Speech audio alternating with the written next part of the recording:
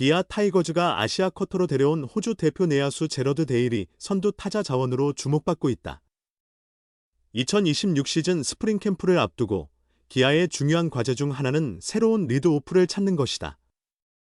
박찬호의 FA 이적으로 공백이 생겼다. 적임자가 부재한 상황에서 이범호 감독은 그를 1번 타자로 활용할 의향을 보였다. 16일 광주 챔피언스 필드에서 이 감독은 데일이 한 번을 맡아준다면 더할 나위 없이 좋다. 타석에서 겁이 없다. 공을 피하지 않고 적극적으로 배트를 휘두르는 스타일이다.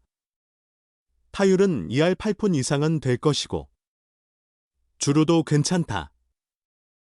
도루 역시 20개 이상은 충분히 해낼 듯하다며 기대감을 표했다. 이어 데일이 마이너에서 2할 초반에 머물렀지만 이는 야구를 익히던 18세 때의 기록이다. 일본 2군에서 150타석가량 치며 2할 9푼 대를 기록했다. 일본에서의 타격 모습을 봤을 때도 공을 잘 맞추는 모습이었다. 이제 26살로 그때보다 실력이 성장한 단계다고 덧붙였다. 국내 선수 중에서는 윤도현, 김호령, 박재현, 박정호 등이 리드오프 후보로 논의되지만 확실성은 부족하다. 주전 중견수 김호령은 한 번보다 하위 타선이 더 어울린다. 윤도현도 유력하지만 부상 변수가 있다. 박정호와 2년차 박재현은 현재 백업으로 평가받는다. 사령탑은 데일이 박찬호의 공백을 잘 메꿔준다면 최고의 시나리오라고 보고 있다. 이 감독은 데일의 유격수 수비 능력에도 큰 기대를 내비쳤다. 수비는 훌륭하다. 실수 역시 충분히 줄일 수 있다. 차분하기만 하면 된다. 화려하게 보이려는 모습이 있다. 미국식 야구를 익혀 타구를 처리할 때 무리하게 들어올 필요가 없는데도 전진한다. 일본에서 습득한 방식도 엿보인다. 진입하지 않고 4초 내에 정확히 잡아 던지기만 하면 된다고 설명했다. 또한 한국과 유사하게 수비 작전이 빈번한 일본 야구를 경험한 점도 높이 샀다. 그는 지난해 오릭스의 육성 선수로 2군에서 활약했다. 이 감독은 한국에서 유격수를 소화하기는 까다롭다. 수비 사인이 다양하고 작전도 많아 이것저것 모두 수행해야 한다. 데일은 일본 야구를 체험해본 덕분인지 괜찮다고 말했다. 이곳에서 그에게 적합한 환경을 잘 조성해주면 잘해낼 것이라며 기대를 드러냈다. 마지막으로 아시아 쿼터로 유격수 수비의 타격과 주루까지 갖춘 이런 스타일의 선수를 찾기 어렵다. 당연히 다른 구단들처럼 투수도 검토했지만 데일과 같은 선수를 144경기 모두 출전시키는 것이 팀에 더 유리할 것이라 판단했다며 유일하게 야수를 뽑은 배경도 밝혔다. 유격수이자 선두타자까지 데일이 기대에 부응한다면 신의 한 수가 될 수 있다는 전망이었다. 결국 가장 시급한 부분입니다. 2026년 기아는 자존심 회복을 목표로 삼는다. 스프링 캠프부터 강도 높은 훈련을 예고했다. 최우선 과제가 있다. 타선의 상위 부문이다. 필요하다면 외국인 테이블 세터, 구성도 검토할 수 있다.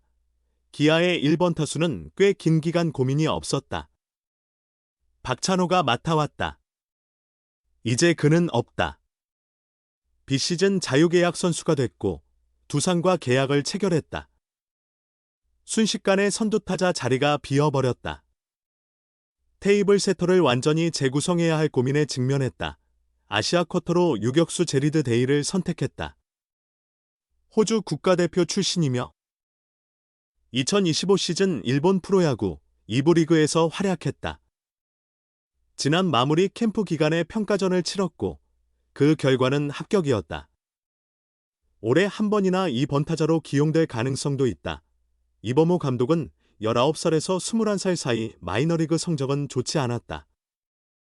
일본에 진출한 후에는 상당히 나아진 모습이다. 꾸준히 발전하고 있는 중이며 아직 나이도 많지 않다. 일본 생활을 통해 아시아식 야구를 직접 체험했다고 전했다. 또한 우선 팀에 필요한 것은 적합한 1번 타자다. 데일 역시 그 후보 중 하나이다. 수비도 괜찮고 타격도 준수하다. 아시아의 세밀한 경기 운영에도 잘 적응한 상태이다. 스프링 캠프에서 더 살펴볼 예정이다. 김선빈이 지명타자로 나서면 체력 소모를 줄일 수 있어 그 경우 데이를 2번 타자로 배치할 수 있다. 윤도현도 타격 실력을 갖췄기 때문에 상위 타선에 둘만하다고 덧붙였다. 외국인 타자 헤럴드 카스트로 역시 넓게 보면 상위 타선 후보이다. 대형 포수 패트릭 위즈덤을 보내고 중장거리형 카스트로를 영입했다. 그가 마이너리그에서 한 시즌 20도루를 기록하기도 했다.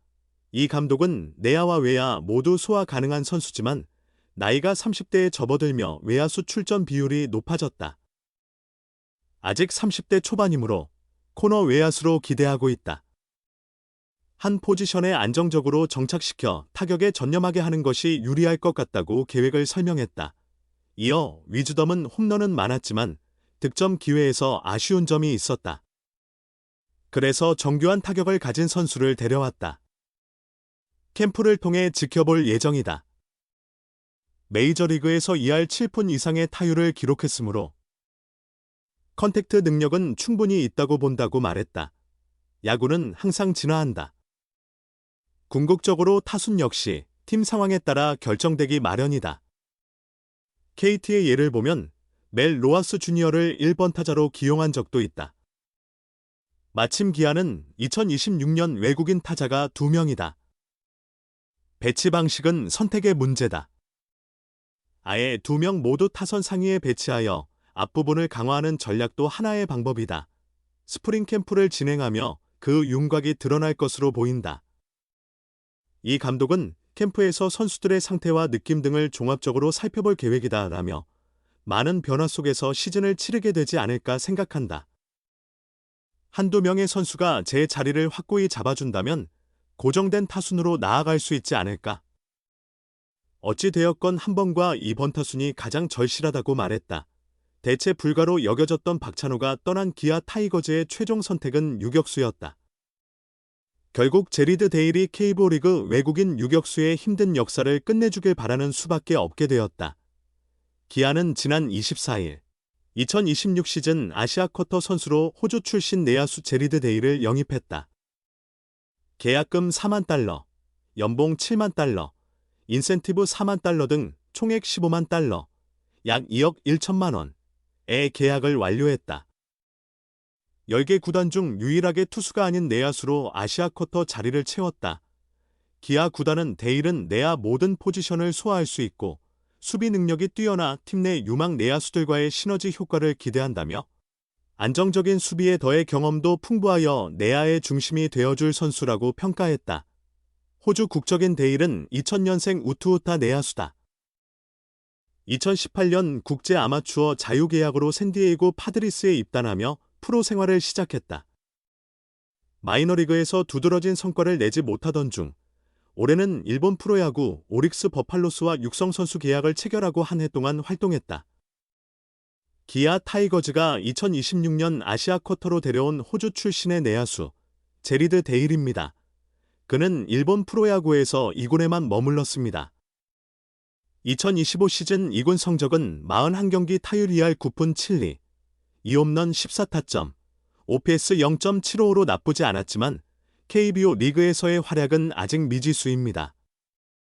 기아가 데일을 선택한 결정적 계기는 박찬호 FA 이적 때문이었습니다. 박찬호는 총액 80억 원의 조건으로 기아를 떠나 두산 베어스로 자리를 옮겼습니다.